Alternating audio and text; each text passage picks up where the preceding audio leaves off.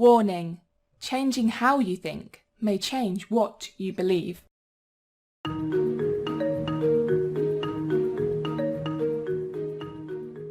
We are easily distracted by the information in front of us.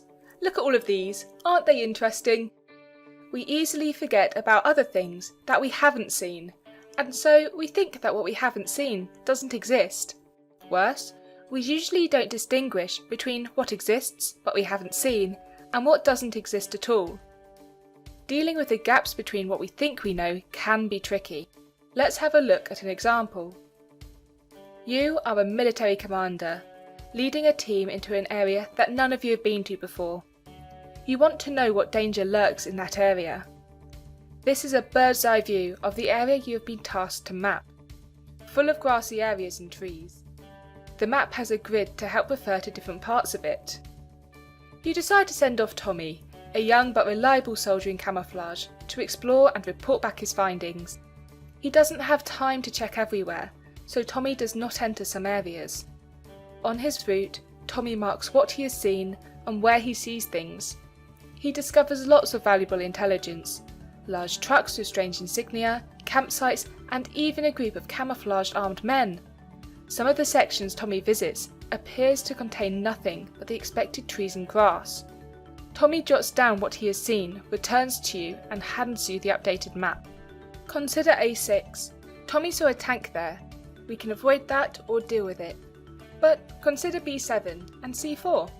Is there anything there? There's nothing on the map. Can you remember the route that Tommy took?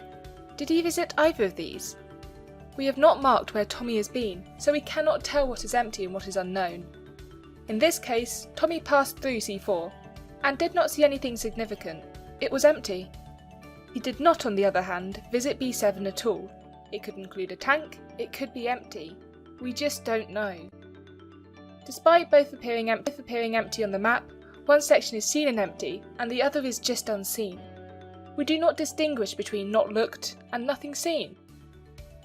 Without knowing Tommy's exact route, we do not know which empty sections on the map correspond to empty areas in the real world. If we were to send troops into these empty sections, then they could find out that these areas are not empty at all. This could end in death. Suppose another team has scanned the nearby area, and they send us their map. We might note and record where Tommy went on our map, but we don't have the route on this extended one. With this in mind, how would we interpret row F? Although most of the row includes empty sections, we do not know which, if any, were checked. This problem applies to many other situations. We should collect information evenly and weigh the confirming evidence against the contradicting evidence. But in practice, we often only collect information that confirms our views. Without looking for contradicting evidence, we have an empty scale, and we often assume that this means there is no evidence.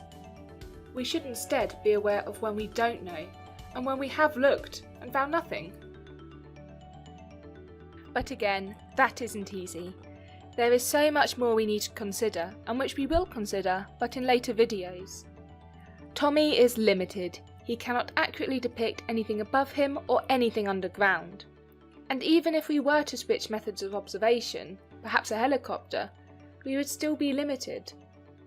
We also have to consider static versus moving components of the map, if and when our map becomes outdated. And what about deliberately hidden objects, or objects that Tommy did not recognise? Watch our other videos to explore this further, gain knowledge, and think smarter. Thanks for joining us.